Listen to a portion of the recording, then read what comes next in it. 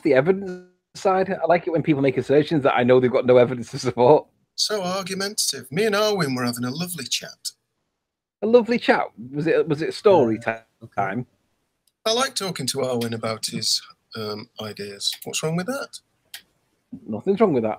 I like Although talking to you about your evidence for your belief in religions. It does kick me when I'm in a bad mood, though.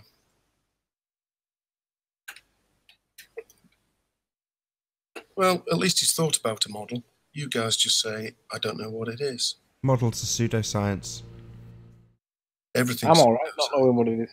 Models are I'd like to know what possibilities. it is. But yeah, they're not proof. That's why they're possibilities. That's all.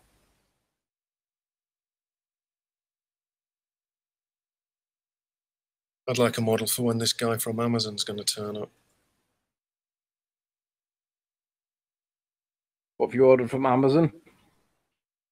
A new iPhone case. Are you all excited? Pretty expensive. Everything seems to be expensive on the iPhone. Yes, I don't think I can afford one of the new ones. £1,000 for a phone's a bit. I think I'd rather have a computer. £1,000 for a phone? Holy shit! Yeah, it's cheapest I'm going to spend models. more than 100 quid on a phone. Cheapest models, 998. Not true. What are the new ones? Yeah, the cheapest one's 749. Which one's that? Called a 10R. Oh, I've not seen that one. Oh, really? Is that the basic one? Yeah, they've taken the screen, the pixels per inch down to 330 or something. So it's kind of weird because it's a £750 phone, and anybody who bought a 6 or a 6S or a 7 paid about that sort of money and got a better screen. So that's not technically true. It's only true on the plus size model. So the bigger phone, I think, was about 750 quid for the cheapest one. Yeah, I guess you're just paying for the chip. Yeah, so that's exactly what they're selling you. They're selling you the better chip with a cheap case, aluminium instead of glass, and a shit screen for 750 quid, which some people think is an absolute outrage. How dare they sell such low pixel density screens and call them good when they're just liquid crystal? They've given it a really wanky name as well. I love marketing wank. What do they call it? Liquid Retina. It's just LCD, but they've called it Liquid Retina so that iPhone fans can go, oh, it's got a Liquid Retina screen. It's really good. You need to say that in Richard Ives' voice. Say again. You need to say that in Richard Ives' voice. Oh, Jonathan Ive, is it? The designer? I can't remember. I've watched a guy doing a vlog about the new iPhone, and his name came up, and it said something along the lines of, when he was detailing the iPhone 10R, I'm surprised he didn't choke on his own vomit while he was saying about the Liquid Retina screen. He is rather sickening. But it's got to be good. It's got an R on it, right? The name has an R. Well, no, Maybe that's it's the shit version is the R. The shit one. Yes, that could be it. I'll say that in the next show, Nathan. I found R on the new iPhone. Yeah. Yeah, but don't, because that'll just give Nathan an excuse to attack you for not having any real evidence of R. Well, apparently, you'd be better off saying nothing. Don't make assertions, Alan. You'd be better off maintaining your neutral position. You'll last longer. Don't they use a picture of Earth on the new advertising? Yeah, only to hide the notch. The notch. Yeah, that's why they do it. They've got a picture of liquid Earth. So yeah, you can call it Earth, but it's not. It's just I think it's a piss take. And Math Powerland's probably seen it and had an absolute fit because it is Earth, but it's kind of drawn with obvious paint, sort of swirly paint design. But they stick it on the side of the screen so you don't see the notch. That's how their marketing works. Let's hide the notch with a semicircle or part of a sphere. I love it. When you say notch, what notch are you referring to? Are you having me on? Do you not know what the notch is? No. Ah, Anthony.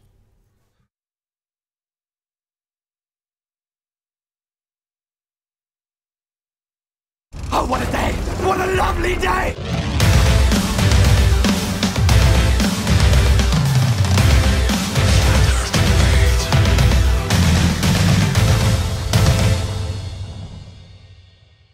Welcome to Flat Earth Debate.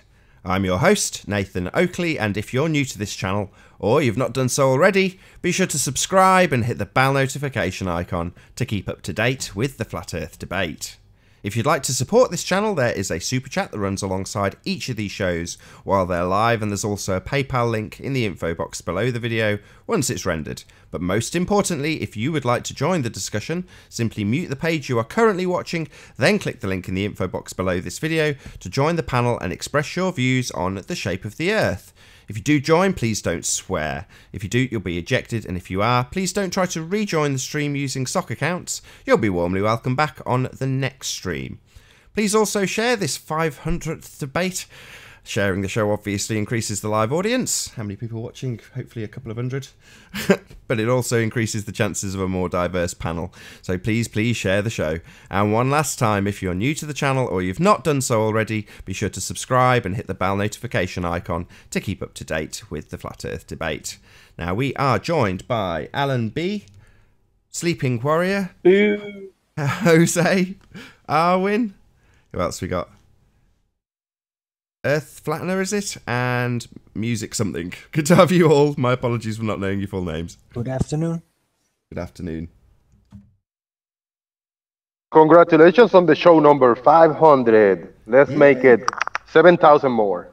Yay, woo! 500 shows, yay! And we got Alan representing the globe Earth today. Yay! Hooray. 500 shows and still no proof of ball, right? That's right. not actually something to celebrate. Well, let's do a bit of housekeeping. Any signs of curvature? No. No. Alan? Any signs of curvature? Yes. Oh, shit. excellent. Where? I saw it on the new iPhone advert. Really? Okay. Yes. Hey, Event Horizon, good to have you. Hello, Nathan. Oh, good to have you. Yeah, nice to see you.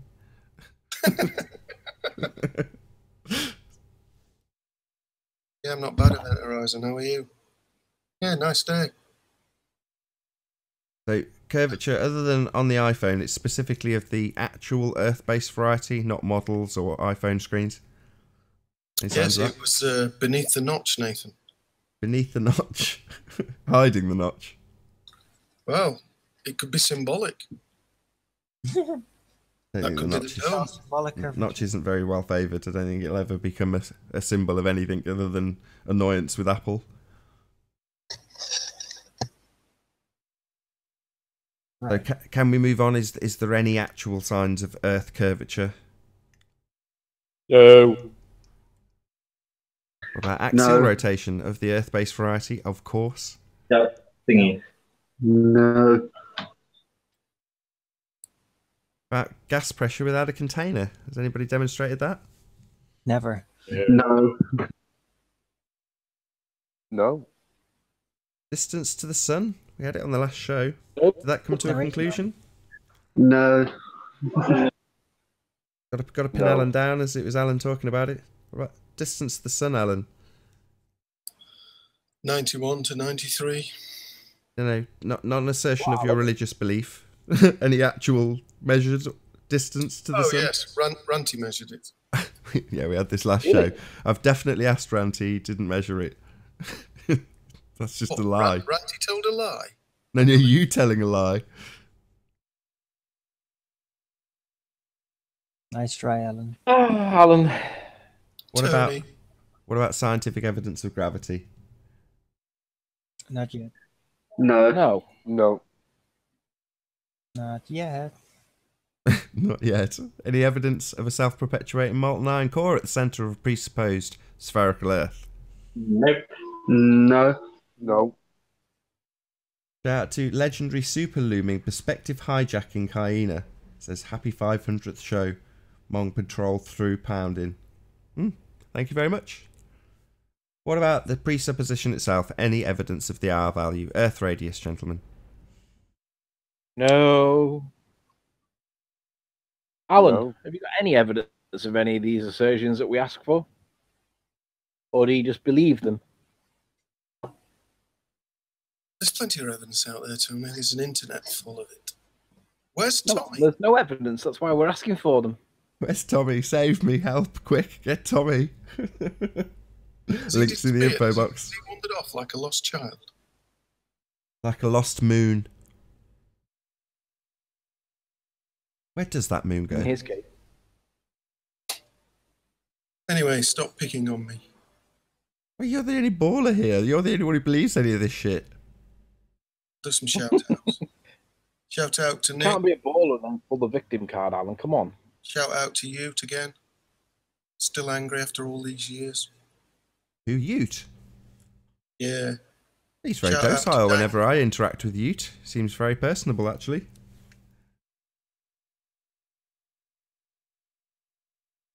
Tell us about your interactions with Ute, Alan. Oh, get on with Ute. Get on with John as well. That would be John Watson, right? Yep. John's an old punk rocker. That's so. Didn't know that. Yes, many a night in Barbarella's in Birmingham did John pogo and spit at a band or two. Barbarella's. I love it.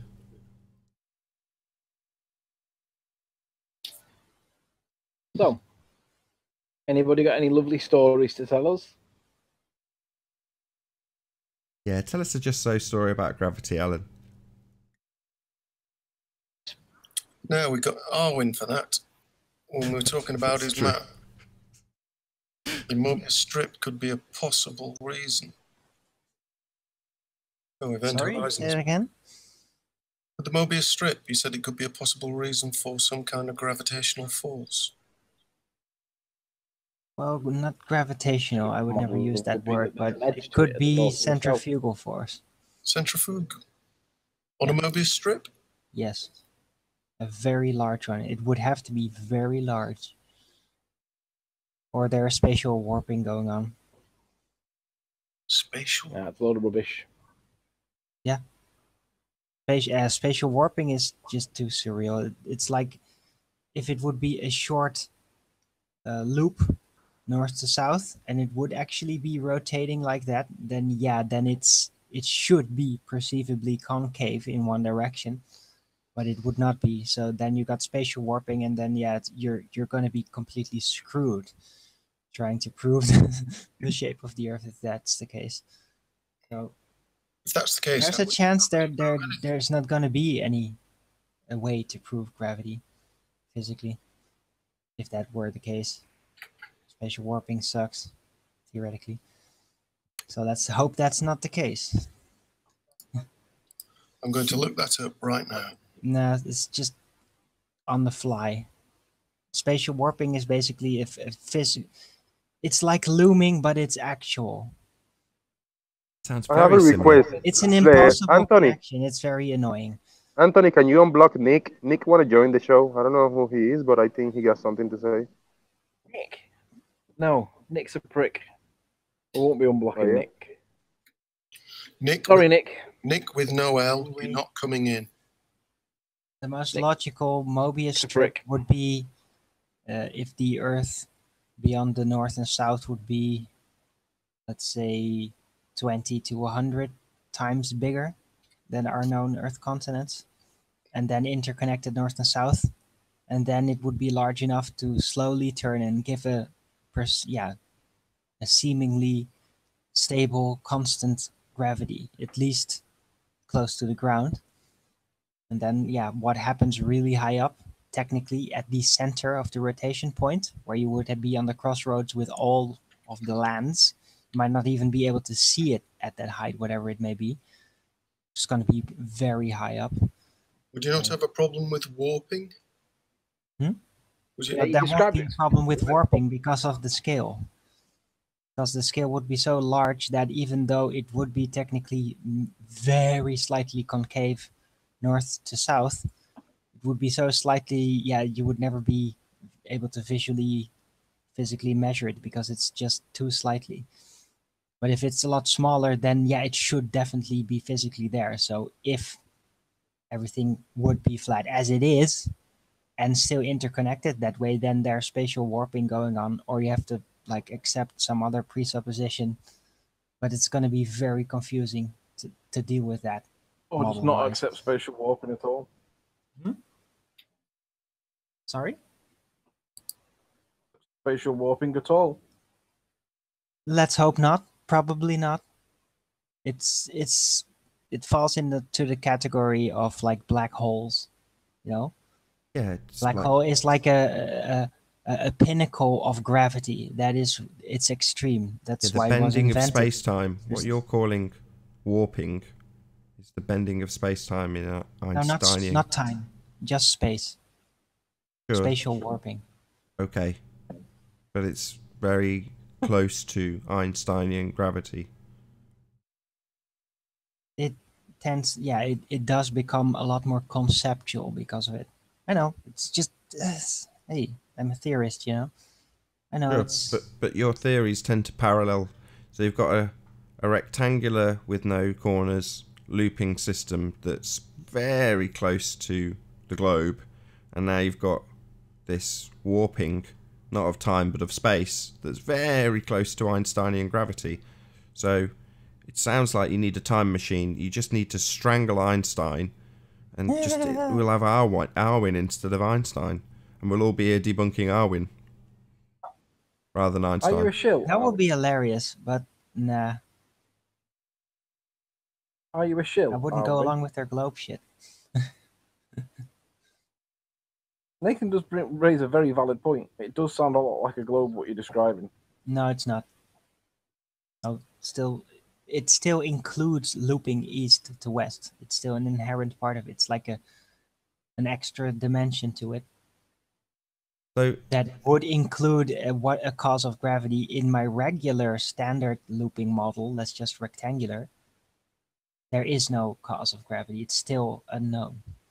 So, yeah, it all depends on the approach. What could yield certain possibilities. very painful. This is Arwin. Got to be honest. It's just, you know what? It's like people studying philosophy talking about the details of it. It's also, you know, if you're not into that, yeah, it's going to be just confusing. You're into it. I'm encouraging George Nathan Oakley in the chat to jump in the panel. There's room in here, and he can dictate what subject he want to talk about. You're not going to be cornered and jump about the pressure system I'd like right away. To clarify his position on I think he should. Coriolis.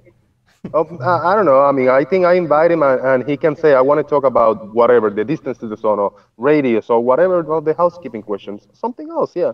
I think he should come in. Roughly translated, I'd rather listen to somebody that is universally despised in Flat Earth than Arwin. That's what you're basically saying, isn't it, Jose? Thanks for that. Yeah, I would say that's nothing like... Damn. It's like, damn. I didn't say it. That's pretty rude. It's all about interpretation. It's pretty rude. It's pretty rude. We are giving Arwin a bit of a hard time. You don't have room in your head. I mean, on the one hand, you're right. We are giving Arwin a bit of a hard time. On the other hand, he is talking utter bollocks. So it's kind of one, half a dozen of the other, isn't it, really? No, I'm not talking utter bollocks. I'm talking theoretical concepts. Otherwise known as utter bollocks. No, it's not bollocks. They're well thought out and they're consistent. Alvin, there's more like logic and reason in their model than there is in your model. No. At least maybe you can actually break them apart. Ah, you fell into his trap, Anthony. Try and That's do the that trap. with my models. That's the trap. He makes up a model that's so absurd that you feel obliged to almost defend it with the heliocentric model. That's his ploy. That's the shill in him. We've figured it out, Arwin. We know your game. I shill for nobody but myself. Yeah, you make us shill for the globe. That's your tactic. Clever, clever. No. I'm a theorist, and I love modeling. I see it as... Nathan. I approach it as a hobby. I'm not defending like some monument or anything. Fair enough. I just like dealing with that kind of thing. Let's preempt a possible scenario. Let's imagine that George does join Well, let's try and think of a closed question that we can ask him to answer and address the Coriolis force. Oh, come on. And I think the closed question should be, how many frames of references are there? 1, 2, or 3? And not give him any other answer other than that. Because if he says that it's 1, then we can basically attack it. If he says it's the other, then we can attack it. Because either way,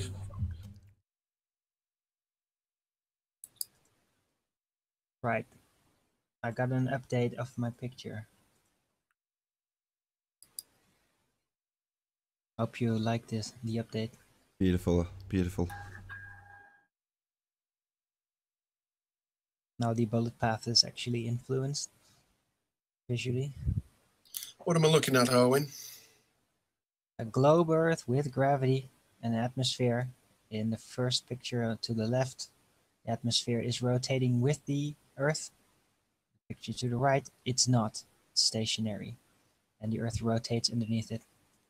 And this is what would happen. On the right, the bullet would go in a straight line in relation to the atmosphere. It would not give any pressure onto it on the side because it's stationary, and thus it will show Coriolis effect for the guy or the person standing on the Earth. On the left, how do the planes work in that situation? Similar. Same. How do planes work? Hold on. Well, on the one on the right, Anthony, you've got obviously the plane taking a longer duration in one direction than the other because the ball is turning underneath it.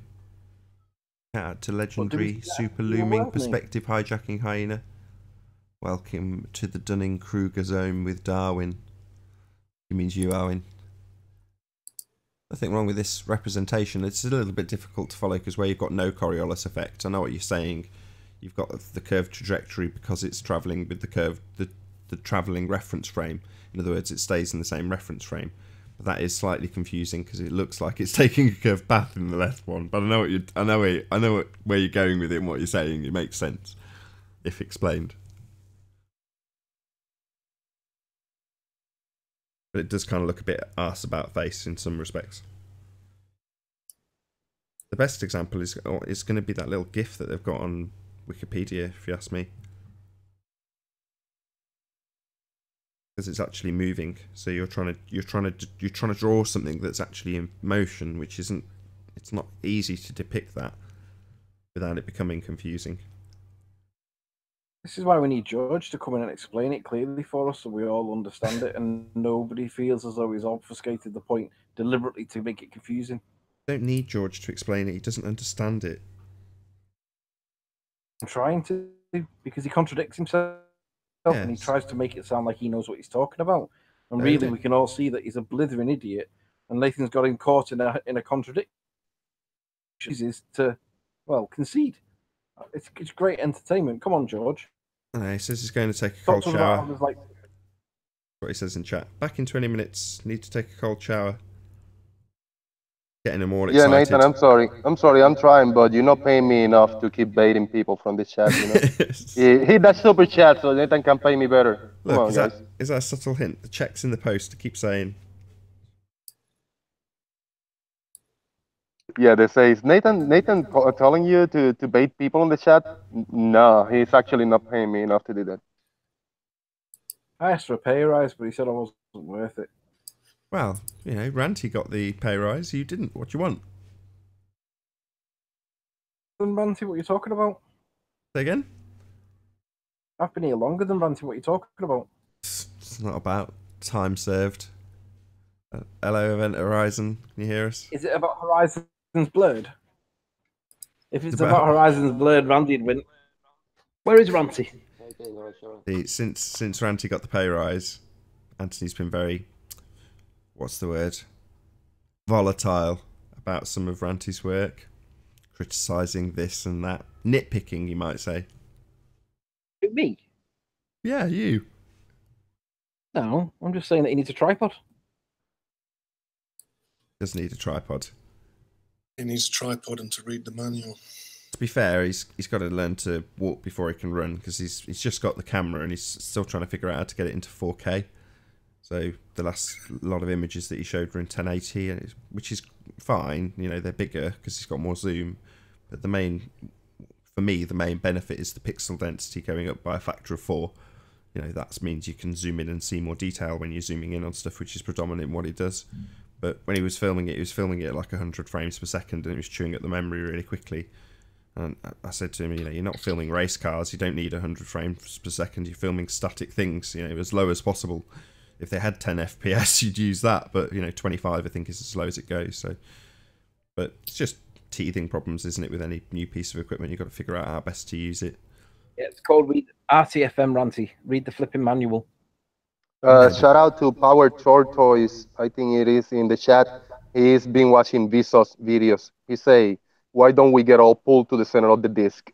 Ha! What a joke. Shout out to Awake Souls. Shout out Retracted. Anybody that watches Vsauce shouldn't be shouted out. Shout out to Pete Shea. Yeah, you've just been watching Shout out too much Retracted. Vsauce. That's kind of like Flat Earth Society. So the guy who's watching, if you've just by the fact that you've said that makes me think that you would also revert to the Flat Earth Society, which is kind of the same theme as the Vsauce video, because they've introduced a concept, gravity, onto a disk world which no one believes we live on. So it's just a load of straw man arguments strung together, similar to having water flowing off the edge of a disk world that's flying up through the vacuum of space. You know, that's what the Flat Earth Society push. And Vsauce has gravity still affecting us. Well, we don't believe in gravity. There's no scientific validity to gravity. It's just a concept, a mathematical construct. It's meaningless. It's not actually a thing. So to apply it to a different world that they invent, a disk world, where you get more and more heavy as you go towards the edge and you have to start tilting your angle to... It's just utter bollocks. They really did say that? That's it is. silly. The Vsauce video is a load of nonsense. Oh, right, that one. Oh, yeah, that was just... It was almost art to be that off. In the other hand, when Vsauce made the video about the ISS, how high he was and how much percentage of the Earth you could see at once, is it 3% high or whatever? He discredited all the videos that the actual ISS shows with the curve and you see the whole Earth and all that shit. It was funny, you know? Yep, gotta hand it to Vsauce. Yeah, thanks for the chat question though. You know, yeah, gravity's made up. It's a load of nonsense. It doesn't have any scientific validity. Try and find your scientific validity for gravity if you don't believe me. Directional pressure. Scientific. Yes. Are we? Piche says gravity is a pushing force from above and not a pulling force from below. No, the below, above, direction. Pulling, these are all pushing, relative terms. Relative terms, not forces. Relative. Do we need measure to go through this again? Just face plant, you know. Oh yeah, no. It's not entropy, not that type of pressure. That's equal in all directions. But this type of pressure is not equal in all directions. Only in one direction. Direction is relative, Arwin. Yeah, sure it is. Yeah, it is. First grade stuff. No, it's not. Yep, it is. Arwin, let me ask you a question. Arwin. What? If I have a helium balloon and I let go, you're going to say it goes up, right? Depends on what the surroundings are, but yeah. Come on, it's a straightforward yes/no question. Would you say that the balloon goes up? In a stationary setting, yes. Right. If you're standing on your head, on my feet, we both observe the helium balloon. I say it goes up. Which way does it go to you? That's ridiculous. That's personal direction. That's not. Right. Why is it ridiculous? Direction, which is the actual direction. Speak up. You're mumbling. Speak up. Stop. It's personal direction, and that is relative. It's not the direction type I'm talking about. I'm talking about universal direction. It's not personal. But there isn't one. That's the point. It's always relative. You're attributing this universal word to direction now, like that somehow changes the fact that it's a relative term. It doesn't. North-based direction. Anyway, stop picking on Arwen and pick on me. He's not picking on me, but they're just trying to... He is picking on you. No, I don't care. Yes, he is. No, I can defend myself, Alan. I was joking, Arwen. That was a joke. You can't argue. You can't argue that up is down if you're upside down. That's personal direction. That's not the type of direction I'm referring to. Right, but the type of direction that you're referring to is still relative perception.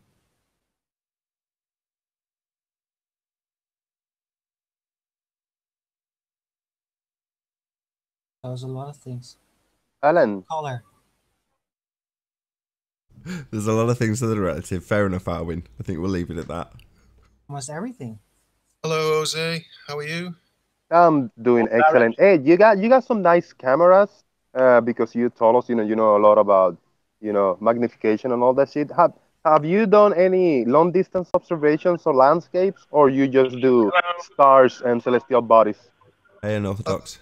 I've done some long distance landscapes up at Keswick. Is that the real Unorthodox? Nice. Yeah, he said hello. He said hello. Okay. Why don't you ever present one of these? I mean, we like pictures and videos. When I just want to see your work, I would like to see one of your pictures or videos if you don't mind. Maybe one day. I like your pictures. You find some excellent curve. Ranting. Today is the show 500. Give us a little treat with one of your amazing pictures. Come on. I'm surprised Nathan didn't have anything planned for the 500th show. Why we know what what's going to happen yesterday? No cake. Not going to be any evidence. No cake. Bored. Afraid not. Unorthodox, how you doing? What you got for us today, man?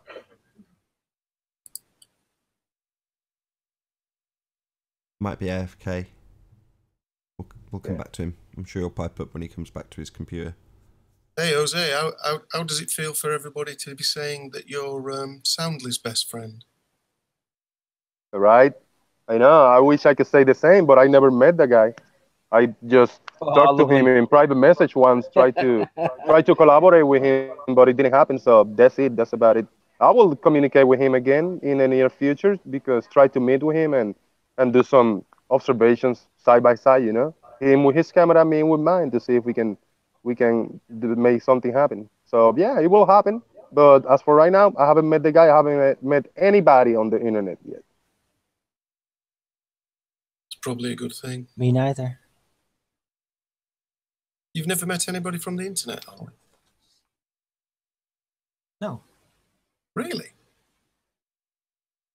I have spoken to people over the phone, but no. It's always the other way around. They always meet him.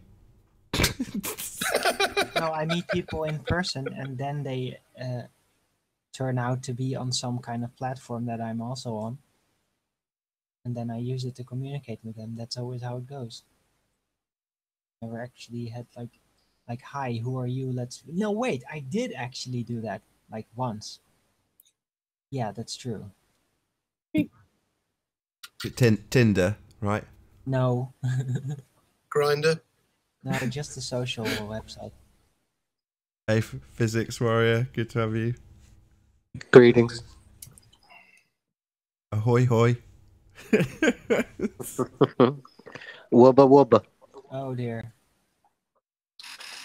Hi guys, you alright? Hey Jimmy. We were. Why would we allow you in here? Aren't you on the ban list? Well, I thought as it's your 500th show, you want one of the biggest stars to join in. Hello, Jimmy. Hi, Alan. You okay? Not bad. Yourself? I'm good, thank you. A bit quiet in here today. Is it now? 500th show. Come on. Let's me and you make some stuff up. What do you want to make up? Anything. Make anything you want up, Jimmy. We'll always catch you out. Oh, will you now? Okay. What's been happening since I've gone? You caused a bit of a furore, actually. That's hey guys, it's flat. That's why I've kept you in. Kept you in, Jimmy, just to see your reaction. Oh, that's a funny joke. The Earth is flat. Since your last visit, Jimmy, you prompted Anthony to go back to an old hangout after mentioning Huygens, and as a consequence, we caught the Geo Whisperer, aka Soundly, coaching GeoStreamer. Did you know that you caused that? Did I cause that? Yeah, you caused it, yeah. Oh. Is that a good thing? No. Depends on whether you're on our side of the fence or not. I don't really bother myself with that side of things. Oh, right. No, I didn't think. Do you hear that, GeoStreamer? He couldn't give a shit, mate. He's dropped you right in it and couldn't care less. How did I drop him in it? Because by bringing up Huygens, it prompted Anthony to go back to an old hangout that was discussing the same subject to see if there was any light that could be shed based on an old conversation about a similar subject. So you bringing up the subject as you did prompted Anthony to go back to an old hangout from December of last year, 2017, and just have a little look and listen. Me? Hello? Yeah, we hear you. Okay, I was just making sure. What are you guys really still doing this? Like, I'm just genuinely curious. Are you guys trolls? I'm starting to think you're just massive trolls. There's no possible way you can believe the Earth is flat. There's just no way. Like, you can't be that stupid, Nathan. It's not a belief. Can you explain what a point of reference is? Are you trolling us? Are you really? No, I'm serious. Like, you can't be that sad. dumb. That's really sad. There's nothing to believe. I want to know what is a point of reference. That's what I want to know. What is a point of reference to see if we can sort this Coriolis thing out? You got Coriolis on the mind today, hey, Jose? Well, yeah, I'm sorry. Hey, you want to talk about Coriolis? I can debunk that in a second, right? Foucault's pendulum. Boom, there you go. Can you present my screen again, Nathan, while you interrogate him? Sure. Is that right on Orthodox? The reference frames, how they works? The reference frames. A reference frame is a mathematical concept, right? Where you're locked into like a specific position. So you guys, your interpretation of what's going on with the reference frames is totally wrong. And all you need is a Foucault's pendulum to tell you that you're wrong, right? You've seen a Foucault's pendulum, haven't you? What does that prove? It proves that the Coriolis effect is real. So, is it a scientific proof? And Nathan, if I punch you in the face, do you need scientific proof to show that I punched you in the face? Well, no, that doesn't need scientific proof. Do I get to answer? No, that doesn't require scientific validity. You can call me a wanker all you like, but it doesn't really back your argument very strongly. I'm asking, is this science or not? Oh, sure, you could put it in scientific terms. Oh, excellent. So the Foucault pendulum is a scientific experiment, according to you. You could absolutely set it up in a scientific way. Oh, excellent. So tell me about it. You could vary the location, right? That would be your Didn't even get to my first question. Didn't even get to my first question. So, what's the observed phenomena? Let's see here. Well, I guess if you shot a bullet out of a gun, right, you would know that it's not. We're talking about science. Orthodox. Or hey, how about hurricanes? Hold on, Orthodox. Orthodox. Just hold your horses. We're trying to talk about science, the natural world. So as soon as you say something like, if you shoot, that would be man-made. Hurricane. Oh, okay, hurricanes. So you're naturally... So we're trying to find out the cause of hurricanes. And you think that you've got hurricanes somewhere in the Foucault pendulum. Is that what you think? Well, the hurricanes, the direction they spin is due to the Coriolis effect, right? They're different in the southern hemisphere than they are in the northern hemisphere. You guys know that. I asked what your observed phenomena is, right? So the thing that we're going to be... Bear with me. You keep talking over me. I know you're excited. So the observed phenomena, also known as... Can you mute if you're not talking? Also known as your dependent variable. So are you telling me that there's a hurricane somewhere going on in the Foucault pendulum? Your dependent variable in this experiment? Correct? Unorthodox? No. Oh, really? So I'll ask again for shit the brains. What is your observed phenomena? A hurricane. Sorry, I'll say it again because you're clearly deaf and stupid. Your observed phenomena is your dependent variable in your experiment? The thing that you're trying to cause and effect with the independent variable. So, if your dependent variable is hurricanes, you're trying to establish the cause of hurricanes. Are you telling me that in the Foucault pendulum, we're going to see the cause of the effect of hurricanes in that experiment? Really? You don't even need science to tell you that. I mean... Oh, now I'm being told what I need science for. So, shit for brains. Are we going to get a quick concession that you don't have an observed phenomena in the Foucault pendulum that's part of the natural world, or not? What? Good answer. I mean, I can't even follow you, Nathan. You're so incoherent and, you know, Mr. Grocer Boy with the scientific method here. So glad we've got to use the arbiter of what's science and what's not. Ad hominins. Very boring. Shame. 500th show and the best these guys have got is ad hominins. So I've asked you what your observed phenomena is and you've told me a hurricane. The thing that you're going to be causing with your independent variable, right? I love it. Fun, fun, fun. 500th show. Thanks for smashing the super chat, my dick. What's wrong with me swinging a pendulum and seeing? Sorry, what's wrong with you swinging a pendulum? Do I get to answer you, dickhead? Do I get to answer you, or is that just a question you're going to throw out and leave out there? What's wrong with swinging a pendulum? That would be you, a man, not a naturally occurring phenomenon now, would it? Natural phenomena. Oh, sorry. Did I not ask you that twice and you tell me a hurricane? That I'm like some kind of robotic right, construct? okay. Sorry, did you not understand the question when you answered hurricane twice? Am I a robotic construct, Nathan? I'm a natural human being. I was born, right? Look up natural. Not man-made. Okay, idiot? That's what natural means. Not caused by man. Okay? Not caused by man. That's right. Not caused by man. Naturally occurring. That's right. So that's not what we're studying, Nathan. Yeah, that's science, dickhead. That's what we are studying if we're studying science. That's why I asked if the Foucault pendulum was scientific. And you answered yes, and then told me that your dependent variable was hurricanes. That's because you are absolutely thick. Do you even have a map?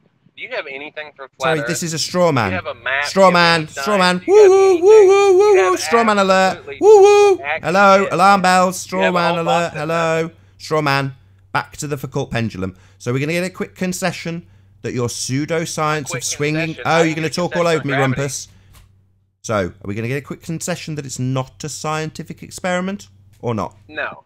We could set it up in scientific terms. Oh, really? So what is your observed phenomena? I just told you, man. Hurricanes. So this is your dependent variable in the experiment. You understand that, right? I've explained it twice. The observed phenomena is the dependent variable. I wrote down your little box of the scientific method if you want me to repeat it. Oh, I'm sorry. I'm putting it in a box. My bad. Yeah, you are, but I can go through it, right? Yeah, my bad. That box would be called the scientific method. You don't have to adhere to it. If you don't adhere to it, it's pseudoscience. If you do adhere to it, it's science. It's as simple as that and orthodox. Have any science, Nathan?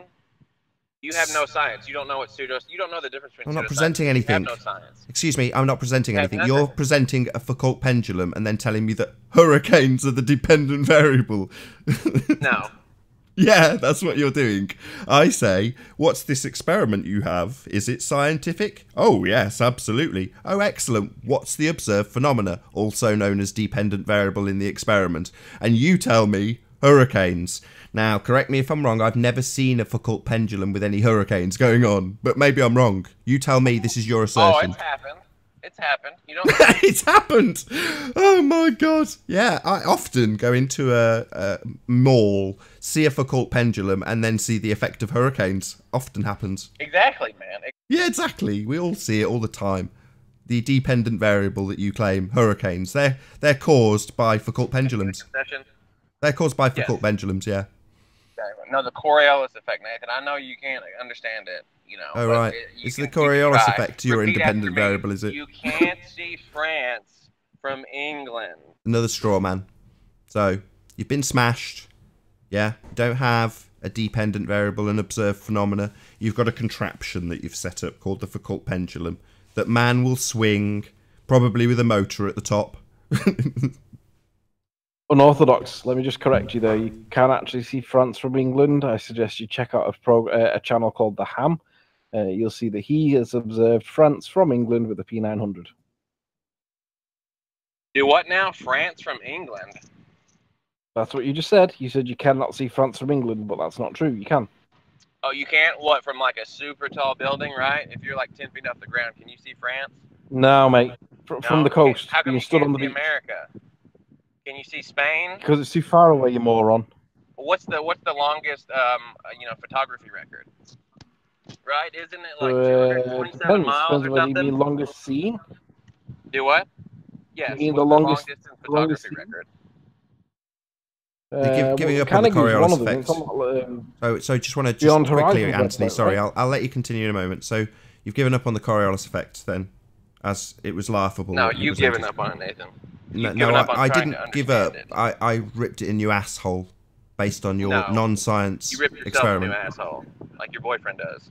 Yeah, that's just another ad hominem. See, your insults don't come with a winning argument like mine do.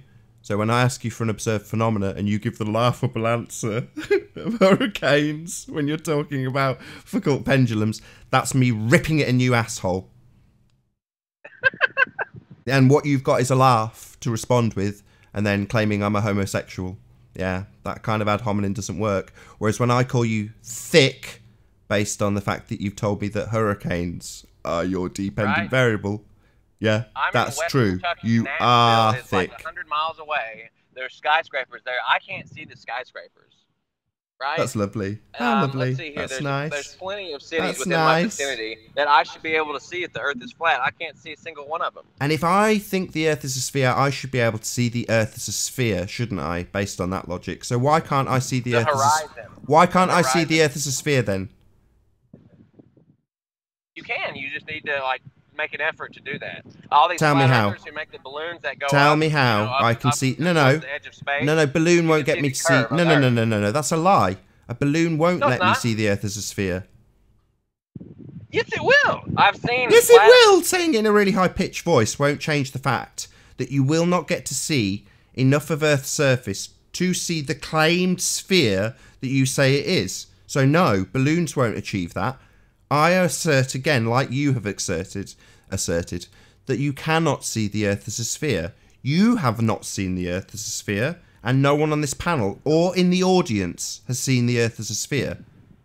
Well, can't you become an astronaut? Can't you go to school, become a doctor?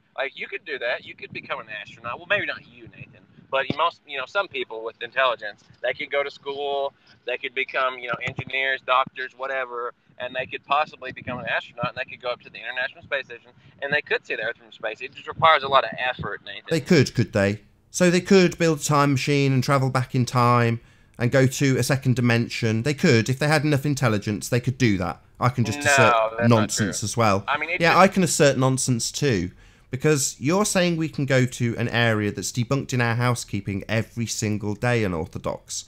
You see, the medium of space is debunked. The medium, oh my God, Nathan. I don't believe you guys believe this shit. All right, well, you just have to answer one simple question then. How do you have gas pressure without a container? Gravity, Nathan. Sorry, can you show me that? Sorry, can you show me that? Show you that. Show it me. Are you going to come out to where I live, or am I going to come out to where you live? You're going to show me gravity? Yeah, I'll show you. We'll go up to the top of Mount Everest where you can't breathe. Sorry, you said gravity. We'll do that. Where we can't breathe, there's still gas pressure there. So I'm asking how you have gas pressure without a container. That's what you're... Take it one logical step further, Nathan. Keep going. No. I'm not asking for a logical inference. I'm asking you how you have gas pressure without a container. I told you gravity. It's really simple. So show it me. Show me. Show me. Show me gravity. Contain yourself, man. Contain yourself. Contain yourself. Contain yourself with your verbal diarrhea, boy. Right. Show me. Show me gravity. Can you let me get a sentence out, Rumpus? So show me gravity being maintained without a container, or show me gas pressure being maintained by gravity without a container. Show it me. Look around, Nathan. No, that's an assertion of your religious faith. Show me gas pressure without a container, not an assertion of what your religious faith says the Earth is. Show it me. Demonstrate it. Show me a bear. No, don't ask me to show it. I've just told you. You've said we can go to space. We can become astronauts. I've asserted the medium of space is debunked because Nathan, you can't. Hey, I gotta go. Of course you have, because I'm destroying you. So that would be the point that I would leave too, when you can't demonstrate gas pressure without a container. And simply saying the word gravity isn't a demonstration of gas pressure without a container. Oh, it's dropped. Yeah, I'd do the same. Yeah, he said he came in to troll. He say in his mouth when you were talking. He was talking over you. He said, I just came in to troll. Well, that's all they've got. But I think actually he just felt he got destroyed because he got no argument. So he just rage quit pretty much. Hey, George. Oh, I made it. Hello, I made it. Yeah, don't need to eat your microphone. Okay, sorry about that. Hang on. I'm not not fully with it right now. I'm dealing with a hangover. Hang on. Where it goes wrong. Oh, I want a science, and George is here. Let's see what science he got for us today. Hey there, Jose. How you doing? So, George, how many reference frames are there in the Earth when it comes to bullets and trajectories of planes? Well, it depends on the system that you're talking about. Earth, George. Good question. Okay. How many reference frames are there? Give me a number. Well, let's first talk about what a reference frame is. I don't believe you really understand what a reference frame is. What is a reference frame? Tell me, and let's see whether or not it matches the definition. No, you tell me. Come on. I asked you. It will be Give me your definition of what a reference frame is. Inertia relative to another medium type, another platform. Huh? From one position, one frame of reference. No. Well, what a reference frame is, it's a coordinate system that we attach to objects so that we can keep track of their position and their velocities. It's just a coordinate system. Now, lovely story. You can have as many reference frames as you have objects, independent objects. So, and all you do is you don't really have objects moving in and out of reference frames. Reference frame is attached to an object, and any object is present in every reference frame that you're considering simultaneously. No, so when the ball is attached to the roundabout, it is turning on the roundabout. The ball itself doesn't have its own reference frame. The roundabout is the reference frame while the ball travels in a circle in your hand. That's one reference frame. You love to see me too, don't you, Nathan? The ball on the roundabout is one reference frame. As the roundabout travels and you hold onto the ball, it is travelling in one reference frame as it rotates on the roundabout. No, the ball on the roundabout is in two different reference frames. No, it's in your hand, travelling in one reference frame in a circle. The rotating reference frame, as described in the Wikipedia page on screen for the audience right now. When the ball is being held on the roundabout, it is in the first reference frame, the rotating reference frame. While it's in your hand, it is on the rotating reference frame. It will leave... A reference frame I haven't finished. It will leave that reference frame when it leaves your hand into the second reference frame, the non-rotating reference frame. No, a reference frame is not a physical realm that something moves in and out of. It's just a coordinate system that's attached to an object to track its position and velocity. Now, when you're talking about a roundabout, you have and you're throwing a ball or shooting a bullet, you have two reference frames there that you can consider. You have the rotating reference frame of the roundabout, you have the straight line velocity movement of a bullet or a ball. Hence, you can consider a Coriolis effect and compute a Coriolis deflection because you have a rotating and non-rotating reference frame. Now, you throw that ball from the spinning roundabout. That ball is moving through the atmosphere, as you said, through, not with the atmosphere. It is moving through the atmosphere, independent of the molecules of the air in the atmosphere. No, it's not independent of those molecules. It is absolutely affected by them because it's travelling through them. If you travel through water, you're not unaffected by the water you travel through. You're travelling through it. You're having an interaction with the water. And the bullet or ball has an interaction with the atmosphere, the second reference frame it travels through. No, very little interaction. So it has an interaction. A very little interaction is an interaction, isn't it, George? But it's not being carried with it. It has. Sorry, it's being not carried with it. Nobody's saying it's carried with the atmosphere. It's travelling through the atmosphere. That being the second reference frame, the non-rotating reference frame, George. I'm sick of hearing your assertions on this subject. You're a senile old bastard and you don't know what you're talking about. You brought it up. Hey, you brought it up. And you're wrong. You don't have the slightest clue what you're talking about on this subject. You're inventing reference frames. I'm sorry, George, you're just wrong. You're stupid. No, I'm not inventing any reference frame. Yeah, you are. It's on screen. Anybody can read it. You can read through the definition of what causes the Coriolis effect. It's simple. The ball rotates on the rotating reference frame while it's in your hand. When it leaves your hand, it moves into a second reference frame. That atmosphere has an interaction on that ball. That's where it's travelling through, George. In the same way as if I fire a bullet through water, it will interact with the water to a greater extent. Now, you're saying it has a small interaction. I don't care. It's interacting with the atmosphere because it's travelling through it. That's what creates your second non-rotating reference frame. It's very clear. It doesn't need any further obfuscation from a complete idiot like you, George. You just don't understand it, and I'm sick of hearing you. Nathan, take a deep breath. Hey, before you blow a gasket, take a breath here. No, I'm not going to blow a gasket. I'm just pummeling you, you stupid old man.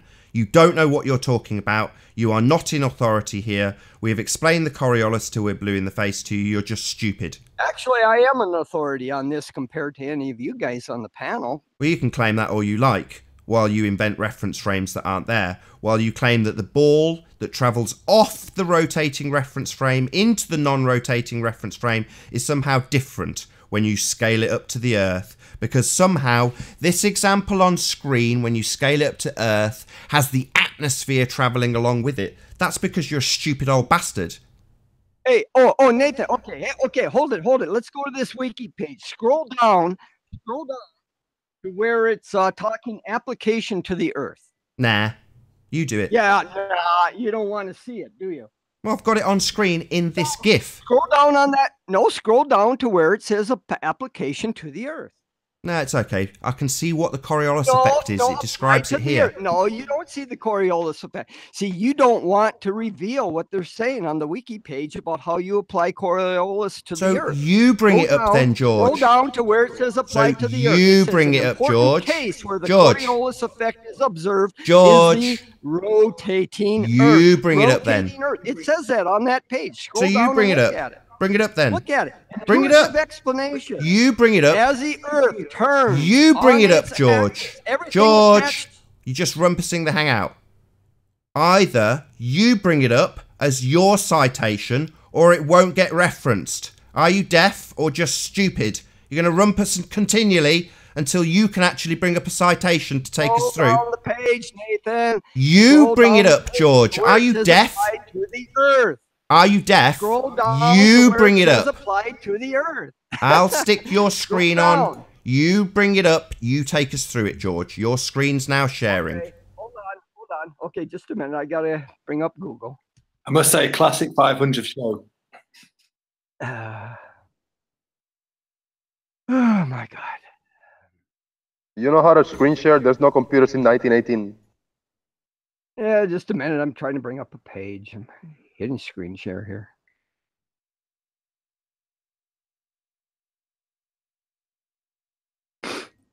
trying to take care of all kinds of things at once here. Hold on, I can get the wiki page.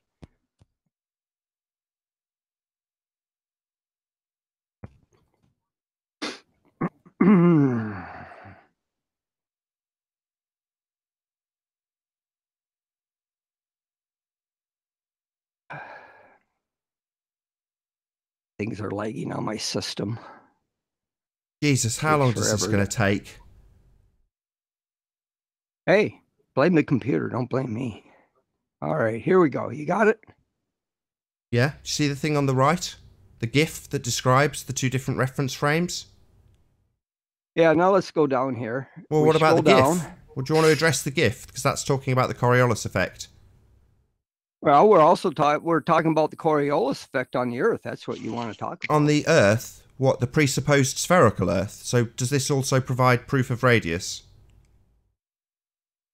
Scroll up, scroll up, scroll up, scroll up. George, scroll up. No. Scroll up, George. Scroll up. You've missed the important bit where it tells you about how it presupposes the Earth is a sphere. Oh, what's this R value that they're using? So you're going to give us proof of R while you're doing this, George? Here we go. Here. George, they're using the radius value. Sorry, George. This is talking about a presupposition of an R value. It's riddled with it. So are you also going to give us proof of the R value they use in these mathematics? The hemisphere. See, hemisphere, yeah. It's saying hemisphere, George. George, it's saying hemisphere. It's presupposing we're on a sphere. So do you have proof of the radius value they use? You don't prove radius value. No, you do prove radius value. That's what this debate is about. You absolute buffoon. Yeah, are you just here for me to shout at you? I don't care if this stupid wiki page that talks about Earth beneath the actual GIF that describes Coriolis and how it has two reference frames, one rotating and one non-rotating. Its assertions using a radius that you have no proof of are inconsequential to this argument about the Coriolis effect. The Coriolis effect is real. Their assertions about R have no scientific validity, George. So let's just stick to this GIF that explains how you have a ball travelling through a reference frame that is not rotating. So when your bullet travels through the non-rotating reference frame on Earth, you claim that it's attached, George. So you're going straight to the bit where they presuppose Earth is a sphere and using that rather than the explanation of Coriolis effect. Well, I'm not going to stand for it. They are presupposing Earth is a sphere in this section. So you must first prove the radius that they use. I don't prove anything. It says it's applied to the rotating Earth. Don't you? Yeah, Earth rotating. So they presuppose that it's a rotating sphere with a radius value, George. We ask every show, any proof of R? And do you have that proof, George? Yeah, measure the circumference and divide by 2 pi. Sorry, the circumference of what? The Earth. Sorry, what shape are you measuring here? Well, just go around. What shape are you measuring when you go around? Well, of course, it's round. Nathan, can I interrupt round? Sorry, we're measuring a round circle. Well, you can take a slice of a sphere, a slice of a sphere. Sorry, we can take a slice, can we? We can slice the Earth up, can we, George? This is nonsense, no, I mate. say that. I say you literally just said you can take a slice of the Earth. I said if you slice a sphere, the circumference is a circle. So are you saying that we can slice Earth, George? I'm asking not how you do it on a sphere. I'm asking about Earth, dingbat. This is called flat Earth debate, not sphere cutting debate. Start at the North Pole, head towards the South Pole, measure your distance, and on what shape? Sorry, North Pole, South Pole. What shape are we travelling on, George? What shape are we travelling? Measure the distance, and then we'll determine. What shape are we travelling on when we travel north to south, George? Are we travelling from the North Hemisphere to the South Hemisphere by any chance? Oh, most certainly. We're traveling on a... Oh, so we already know we're on a sphere then. Oh yes, most definitely. So how do we know that, George? That was my original question. The R value that gives you your sphere, where'd you get that? We don't just presuppose it and say we're travelling from north to south hemisphere because you're already on a sphere. We're trying to figure that bit out, George. You a countless number of times. You can look at photographs from the Himalaya and other satellites that are in geosynchronous orbit. We can see the we can see Godzilla from the Himalaya, and there's plenty of proof of Godzilla. It's all over the television. Photographs from Himalaya? Well, photographs of Godzilla. So you believe in Godzilla, do you, George? Because I've seen Godzilla on TV, so Godzilla's real by that standard. If you want the radius of the Earth, or the diameter or the radius of the Earth. Diameter of the radius? Can't do it directly. There is... Oh, we can't measure the radius. So you're saying we must presuppose it, right, George? We must just decide arbitrarily that we're on a sphere. The only way you can determine radius or diameter... Determine? I'm not about determining it, George. I asked you for how you actually measured it. How did you measure the radius? Not determine it. How do you measure... Okay, Nathan, how would you measure the height of a mountain? Don't ask me about measuring a mountain. We're talking about Earth radius. You complete straw man using retard. So, George, where did you get this radius from that you wanted to take us to on Wikipedia? Why were they presupposing this radius? Why is it that we have to presuppose we're on a hemisphere when we start measuring things, George? Nathan, you have to use indirect measurements. You can't measure the diameter of the Earth or the height of a mountain directly. You would have to bore a hole through the top of a mountain down to its base to do that. You don't do that. You measure it using indirect means, either by triangulation or triangulation of what? GPS. Triangulation of GPS, global positioning system. So you're telling me that we use global positioning system to figure out we're on a sphere? It's a global positioning system. It already knows it's a sphere. It presupposes it's a sphere, like your R value presupposes it's a sphere. That's why I'm asking you where it came from. And you don't seem to want to give me an answer other than we can deduce it. Well, I have given you an answer. I'm saying you have to measure it using indirect means. You cannot measure it directly. Why not? If we're on a sphere, we should be able and capable of directly measuring it. No, you can't directly measure.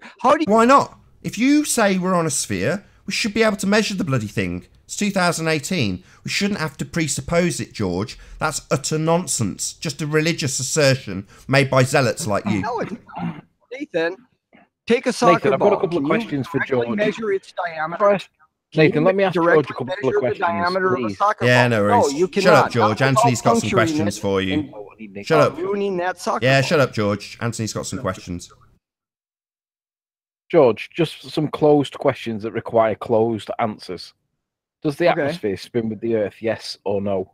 Yes, yes, it does. For the most part, it does. I mean, there are parts of the atmosphere, air masses and that move a little bit independently, which causes wind. But as in general, as a whole, as the mass of the atmosphere does rotate with the surface of the Earth, but there will be sections, air masses, clouds, water vapor that will have slight velocities different than the average mass of the atmosphere, and those will cause winds. But for the most part, yes. Right. So, George, closed questions are just one-word ones. George, closed questions are one-word answers. So we have an atmosphere that moves with the Earth, correct? Correct. So explain why the bullet appears to deflect. Oh my God. I did that. The bullet moves independent of the atmosphere. The atmosphere is not carrying the bullet along with it. The bullet is designed to have what we call ballistic flight. It has a very small aerodynamic profile compared to its mass, whereas something like a plane is designed to have a very large aerodynamic Okay, all right. I get it. The surface area is very small. A bullet doesn't have lift. It doesn't have control surfaces. So it moves in ballistic flight. George, go ahead. Is the atmosphere attached to the Earth? Is that how it moves with it? Well, it's not attached like Velcro. What it is there's air friction. There's friction between the air molecules near the surface of the Earth and the surface of the Earth. And it drags it along. There's friction. There's a frictional force that creates a lateral motion. That's a lovely story. How do you know there's friction between the moving Earth and the Earth? Well, how do you know it's fluid flow? Gas flow and fluid flow have the same dynamic equations. Right. So what's the evidence that shows there is friction? It's like fluid flow. Like take a bucket of water. All right. But what's the evidence that proves? Eventually, the water. Sorry, I've got to interrupt, George. So the question is, how do you know that there is a Velcro-like attachment of the atmosphere to the Earth? We don't want to know about the bucket of water that you're about to bring up. We're talking about the Earth. George, you're rumpusing me while I clarify the situation. We're talking about Earth. So the question is, how do you know that there's a friction between the Earth and the atmosphere that effectively makes it attached? What's the evidence that supports that assertion, please? How about with mountains sticking up? Do you think when you straw man alert? Whoa, whoa, whoa, whoa, whoa! No, George, let's get you back on track again. His question is not about mountains. It's specifically in relation to the atmosphere being attached to the Earth, as you assert. Well, I'm trying to explain this. There's turbulence caused by the mountains and the relief on the surface of the Earth. Like taking your hand, you move it through the air. You can feel your hand pushing on the air. Same thing with the mountains and the roughness of the surface of the Earth. It pushes on the air as it rotates. George, it's a lovely story.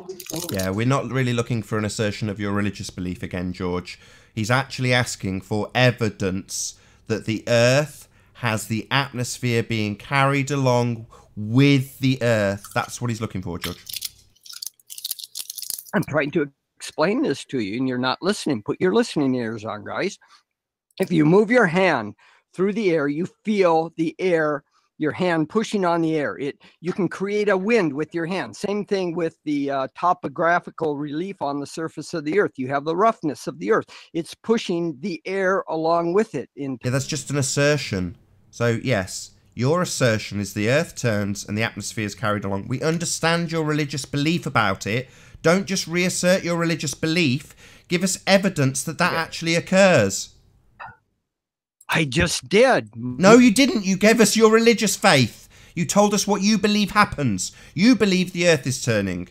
You believe that if you move your hand, it creates Earth air, therefore you don't have it. It's a formological fallacy. That's all it is. The surface of Earth creates a resistance with the air. That's just your religious belief for the third time. Stop asserting your religious belief about these things. Give us actual evidence.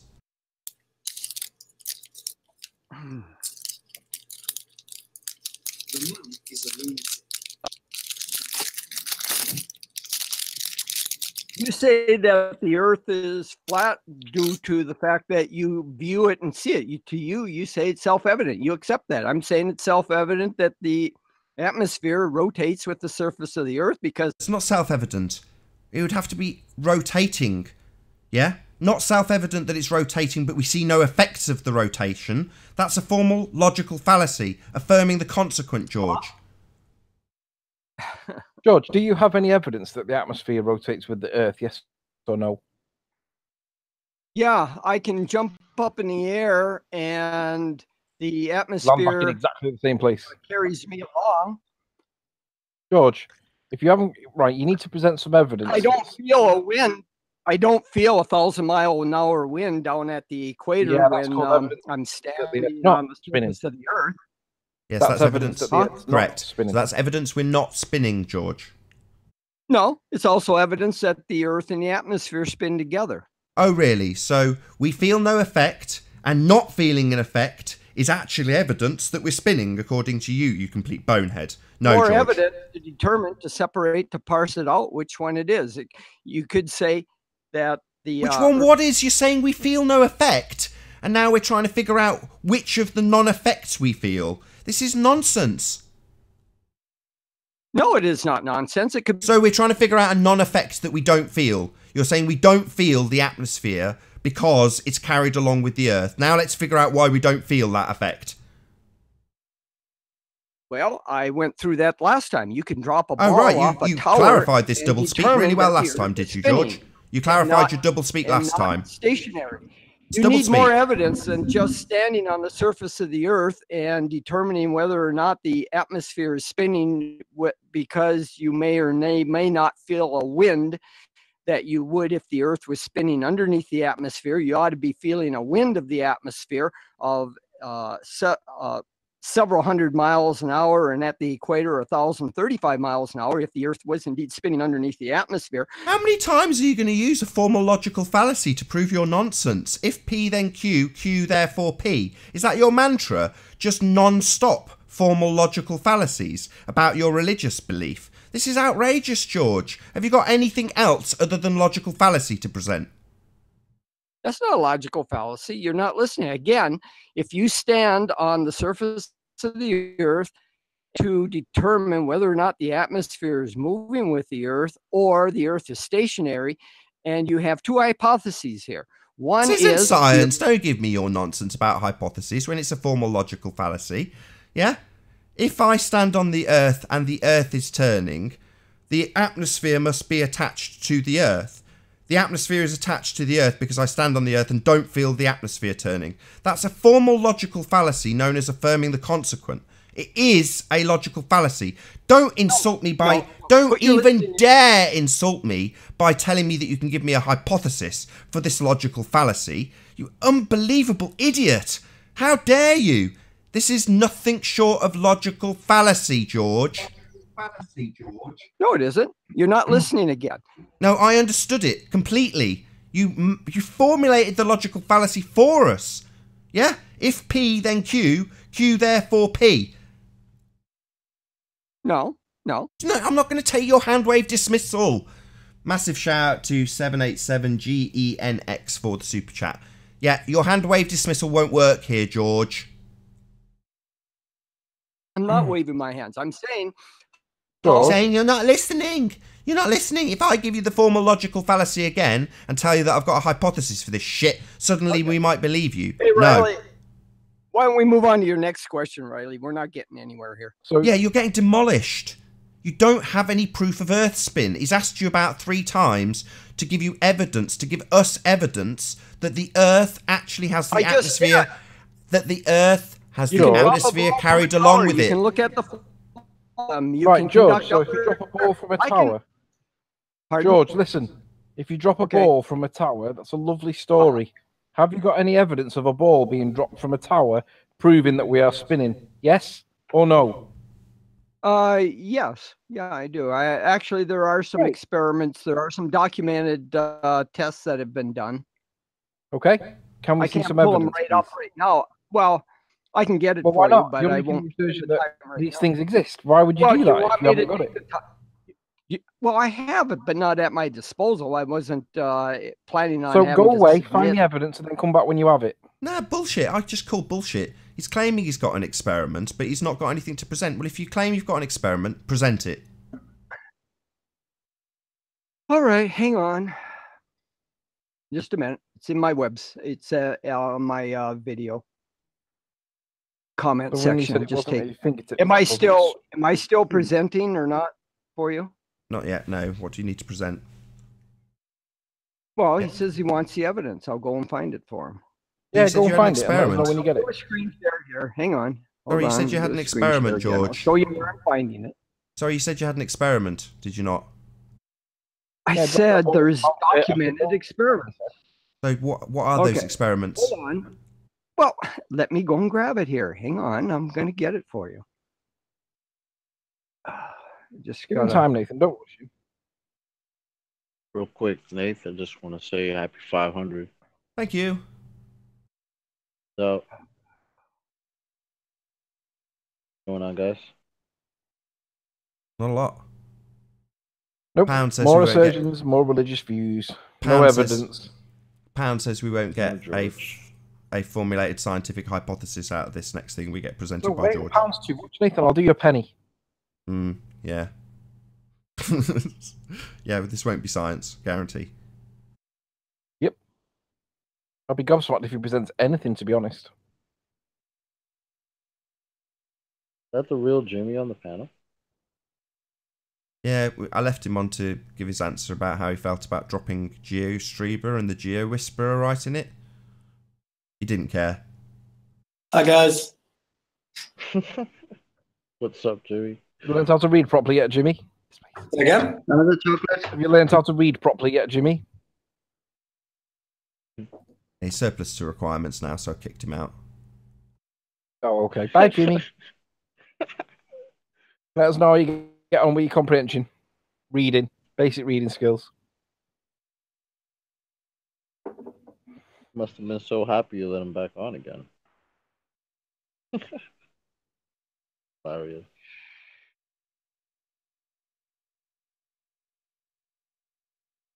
It's a lovely story that George gives about dropping balls off buildings, isn't it, Nathan? Lovely story.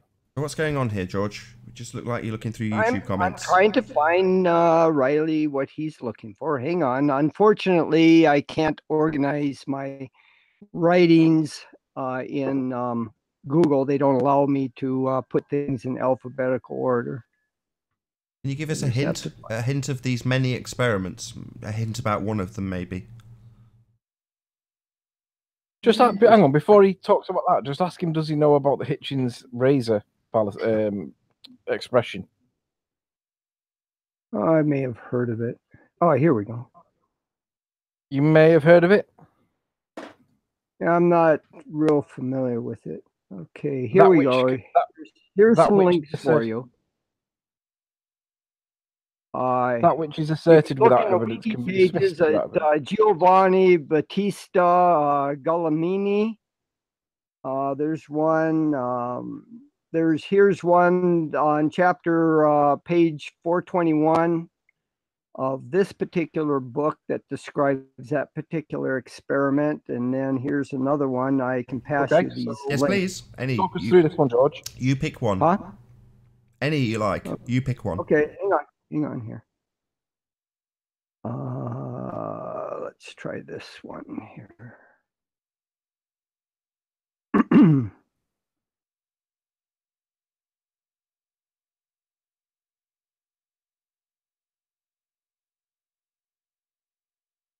Ah, shoot.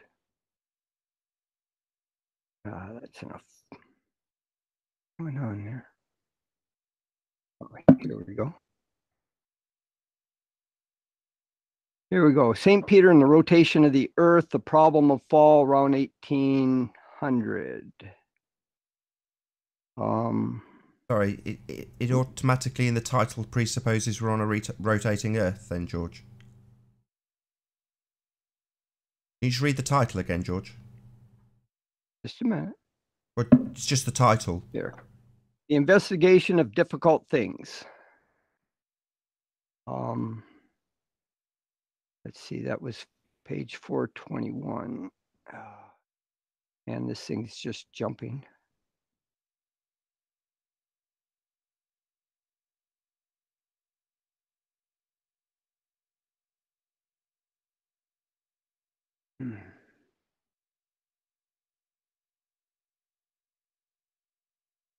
Getting there.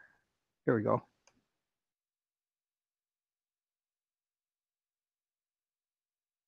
So it says St. Peter and the rotation of the Earth. So, according to the very title of this so-called experiment, they already know that the Earth is rotating, correct? No, they're determining if the Earth is rotating. That just happens to be the title. This is an investigation into whether or not the Earth is rotating. Right. I can find another one for you here. So this is a scientific experiment to establish the cause of rotation? George? Here's another one. We haven't gone past that one. George, do you want to go back to the one that we were looking at? Here we go. We don't need... George, we said pick one. Here we go. How about this one on this one? No, can you go back to the one that we were looking at? The one that you started with that you gave no details of. I don't want to leave out anything on the one that you've just gone to, the previous one. Just a moment. Hang on. You said it was investigating Earth turn. So, what's the independent variable in this scientific experiment then? Earth turn? I'll have to read through it. I can't give you the details of it right now. Oh, that's a bit of a problem. Well, you have to give a guy a chance to prepare if you want to do But if you're going to make assertions, George, I would expect you to be prepared. This is a debate about the Earth being a sphere, a rotating sphere in your religious belief. Well, I'm telling you, you can drop a ball off a tower. And I'm telling you, you can't. Tower. Huh? I'm telling you, you can't. Okay. Well, then we have an impasse here, don't we? No, we've already went through this, George. Dropping a ball off a building is not a scientific experiment. Sure it is. No. Science is... Oh, my God. We're looking at things that occur in the natural world, George. So the cause of a ball being dropped off a building is you dropping it off a building. That's definitely man-made. So what? Well, that's not science. We're studying the natural world in science, George. Yeah, natural world. Yeah. God, you don't understand this stuff, Nathan. No, that's another hand-wave dismissal from a senile old bastard. Yes, George. Science is a study of the natural world, not man-made. No, that's... Yeah, your hand-wave dismissal won't work here, senile old bastard.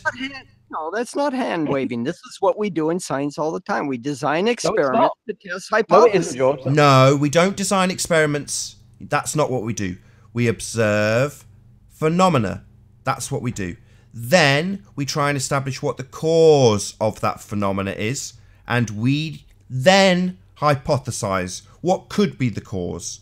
Then we validate or invalidate the cause with systematic experimentation. It's the last thing that you do, not the first thing that you do, George. Where did you come up with this natural phenomena stuff? Is this a quantum eraser thing? Sorry. Science is a study of the natural world. Are you saying that science... Are you saying that science is not a study of the natural world? How did we determine the Higgs boson? Did we... Sorry, excuse me. And my question was, are you suggesting, seriously suggesting, that science is not a study of the natural world? Well, yeah, it studies the natural world. Right! You stupid old bastard. So we're studying the natural world. Natural is not man-made, you senile old bastard. Oh, it is man-made. No, man-made is man-made, natural is natural. Yeah, hand-wave dismissal from a senile old bastard. Third time on this show. Your hand-wave dismissals don't work here. What happens is I demolish your argument based on your bullshit pseudoscience, then you laugh. Yeah, I do laugh. You're an insufferable nincompoop. Yeah, nincompoop is just an ad hominem, George, because you haven't taken apart my argument. You've presented something on screen that apparently you need to go away and study. What an idiot. You're presenting stuff you don't understand, George. Again, a demonstration of your stupidity. If you're going to present something, understand what you're presenting. You assert that you know something that you know nothing about. You make all these assertions that Sorry, do you need to go away and study that? Do you need to go away and study that? Sorry, that experiment that you presented. Do you need to go away and study it, George? Do you need to go away and study it, George? Do you need to go away and study it? Can we talk about an actual experiment? Sorry. Instead of like... About what? So, about what? All right, so... we were talking about flat Earth, right? So now that I have the chance to have that there are flat Earthers and a globe Earther on the panel, I want you guys to ask you about the focal pendulum experiment that supposedly proves the Earth is rotating. What do you think about it? It's not an experiment. It doesn't have an observed phenomena. No observed phenomena. It's not an experiment. It's just a parlor trick. All right. What does Josh think? Experiment to just rotating. What's the observed phenomena? Is it hurricanes? Huh? What's the observed phenomena for the Foucault pendulum? Is it hurricanes? What? What's I'll say it nice and slow for the hearing impaired. Yeah? Deaf, are we, George? No, I'm asking you, what's the connection between hurricanes and Foucault pendulum? I'm not getting the question here. The Coriolis effect would be the connection between those. I guess. The Fulcrum pendulum is not dealing anything with Coriolis effect. Oh, right. So the Coriolis effect's not caused by the Earth spinning then, George? Oh, no, wait. The pendulum, they say it's because of the Coriolis effect, because it enters, when it swings back and forth, it enters the part of the Earth that is... Not quite that way. I mean, the Coriolis effect, what you're looking at is a... Don't assert anything about the Coriolis effect here, George. We've already established through several episodes that you have absolutely no idea what you're talking about when it comes to the Coriolis effect. Don't start to assert things like you're the authority here. You're not. You are a senile old bastard who knows nothing about the Coriolis. Don't start asserting that you do. Well, what I was going to say was just an assumption because I didn't read enough about this experiment. But what I understood about it was that the pendulum, when you swing it like from north to south, when it swings to north, the Earth rotates a little bit slower than when it swings back to south. If you are going to do it on the northern hemisphere, or did I get it wrong, George? No, look. When you have a Fulcrum pendulum, say it's at most it's swinging maybe a distance of about 10 feet. Yeah. You know, on with a large pendulum, that the amount of Coriolis that would be expected between when it's passing through the center to where it's at the maximum of its swing is so imperceptible as that you would not be able to measure it. Okay. Like someone the other day asked me about, what about an apple falling from a tree, the Coriolis? Why don't we see the apple deflecting due to Coriolis? Well, if you have an apple, say... Well, I don't know why they asked you that question, George, because the last person I would ever ask about anything to do with the Coriolis is you, based on the fact that you've demonstrated on multiple occasions that you don't have the slightest idea how the Coriolis effect actually works. So when your friend asked you about the apple, what you should have said is, I'm a senile old bastard, I've really got no idea how the Coriolis effect works. I've had it explained to me on multiple occasions by people who do understand, and I just ignored them.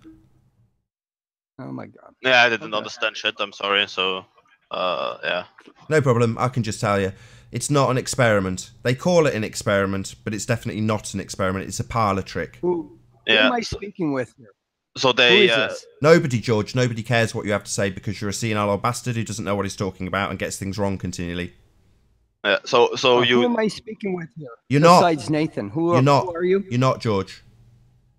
Nobody cares what you think. You're not an authority here. You don't understand the Coriolis effect. So just sit with this one out, I would.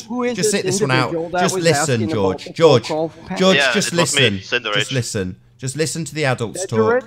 Yeah, go away and dribble in a corner somewhere. Try and pay attention. I'll tell you what, Cedric. Why don't you contact me on one of my videos and I can explain it to you when we're on. You don't want any explanation from a senile old bastard that doesn't understand the Coriolis effect. George, I keep telling you, you're just deaf. You don't listen. We don't want you to explain. Contact me through. We want you to sit this one out, you old sausage. Yeah? No need for you to explain anything here. You're not in authority. You don't understand this stuff. Okay? Yeah, just go to my channel. Or... No, don't plug your channel here. Nobody needs to go to this senile old bastard's channel. He's just a senile old bastard. Doesn't understand what he's talking about. If he did, he'd understand that a plane would take a different amount of time on his rotating Earth because it went into a second reference frame. All right, so the conclusion is, Nathan, you say like this experiment. I just say it like experiment. Is an experiment because they manipulate it, right? No, an experiment is a hypothesis test. Something that you would be able to independently vary the independent variable. So your reason for doing that is to cause the effect of the phenomena that you observe. So unless they can tell me what observed phenomena they're observing in a Foucault pendulum, a piece of man-made equipment, I'm going to assert right here, right now, that it's just a pseudoscience parlour trick. Because there is no phenomena to observe. Just a trick. Yeah, parlour trick. Hand wave dismissal. Fourth one on the show from from George. Hand wave dismissal. Give it a bit of a laugh when I point out there's no phenomena, George. That's right. It doesn't fall into science. It falls into pseudoscience. And if you want to extract something from it, I'll just call you a mentalist because it doesn't prove a damn thing. It is just a parlour trick. Doesn't prove that the Earth's spinning, old man. doesn't prove anything. Just a pseudoscience parlor trick. Nothing more. You can think it is because it confirms your religious faith, but that's all it does. Confirm your religious faith in your spinning space religion with balls that are in space with no barrier between them and the vacuum. Well, I'm going to ball out of here, guys, because obviously Nathan's not going to give me a chance to speak. He likes... No, you've demonstrated admirably that you're stupid. We don't need another nonsense from you. Yeah? We don't need your nonsense here, George. We've already firmly established you haven't got the vaguest clue what you're talking about. So no, just sod off. I told you, sit this one out, you old sod.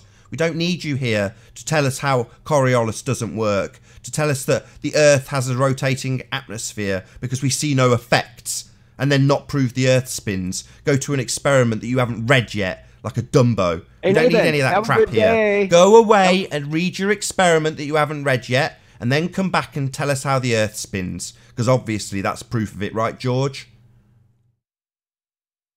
Say what? I wasn't listening to you. Well, that's why you need to sod off. You've got hearing problems. You're old. No, not seeing that. No. I just don't listen to you because all you do is babble on and on with nonsense. I mean, you're kind of you dribble dirt through your mouth, and why should anyone pay attention? I mean, you're just batting and expelling gas out of your mouth. Really? That experiment that you brought up? Tell us all about it again, George. Do you need to go away and study it? Which experiment? One that you brought up, that you put on screen, and then said that you need to go away and have a look at it. That one. Oh, you mean about dropping the ball? Yeah. What Sorry, about it? did you say you need to go away and study it, George? You need to go away and study it. Variable. Oh, you seem to be listening to me now, don't you, George? Yeah, I've got your attention good and proper, haven't I, George? Yeah? See, I know how to get the attention of a senile old bastard like you. Yeah, George, you didn't understand the experiment you brought up, you senile old bastard. No, I do understand the experiment. You hadn't read it yet, so you understand things you haven't read? No, I've read it. Nathan or Riley was asking me for some very specific details, which I said I'd have to review to give him. Oh, so you would have to review them, you senile old bastard. What are you doing here with your hot air and gas, with things you don't understand? Well, I do understand. You just said you had to go away and study it, so you don't understand it, George. You're just a bit confused. Can't understand things you haven't read yet, George. No, Nathan. Oh, yeah, right. Yeah, you've got your attention, have I, George? Got your attention, have I? I thought you didn't listen. Hey, Nathan, tell me. You want to get my attention now, do you, George? Nah, mate, it's all right. I enjoy demolishing stupid people like you. It's really good fun. Yeah? You can't. You can't because you don't understand what a reference frame is. You're always dodging the question. Oh, really? Bobbing and weaving. You will not answer a question that anyone puts forth to you because you don't understand. Oh, really? I've got it on screen. It's on screen right now. Shows people how the two different reference frame works. You've got a rotating reference frame. And when the ball is... Oh, you're going to rumpus me, are you? So you're going to assert that I don't understand something, and I'm going to try and make it nice and clear for the audience, and you're going to rumpus me. So it's on screen right now. The reference frame that rotates... Yeah, scroll down to the page where it says slide to the earth. What, the bit with R? Yeah, we got to that, didn't we, George? And I said, look, it's got an R value. Where'd you get the R value from? And you basically told us that we had to assume R. And we said, no, George, we're not religious believers like you. We don't have to just believe in R. Well, what's the point of this? I accept this. You have a rotating and a non-rotating reference frame. You have Excellent. So the bullet leaves the rotating reference frame into the non-rotating reference frame, causing a deflection. The problem being that when that occurs, planes should take different times going east to west and west to east. But they don't, George. They should take a deflection, but they don't. And your reason for that is that the Earth and the atmosphere are attached as one reference frame. But that negates the Coriolis effect, George. So essentially you've double-speaked the shit out of this for about 6 shows. And my conclusion is you're an asshole, or stupid, or senile. It doesn't matter to me which. Surface of the Earth, or you can pick the ball that's traveling through the atmosphere and you can pick the surface of the roundabout. 2 different ways of doing it. and they'll give you two different results. The Coriolis effect experienced on the roundabout will be different than the Coriolis effect experienced on the surface of the Earth. The deflections will be different because the rates of rotation are different. You have three reference frames. So on a roundabout, the rate of rotation is considerably slower than the rate of rotation on the Earth. You've got an edge velocity on the Earth at the equator of about 1,000 miles per hour. You definitely don't have an edge velocity of 1,000 miles an hour on the roundabout. So therefore, it's actually considerably greater on the Earth, George.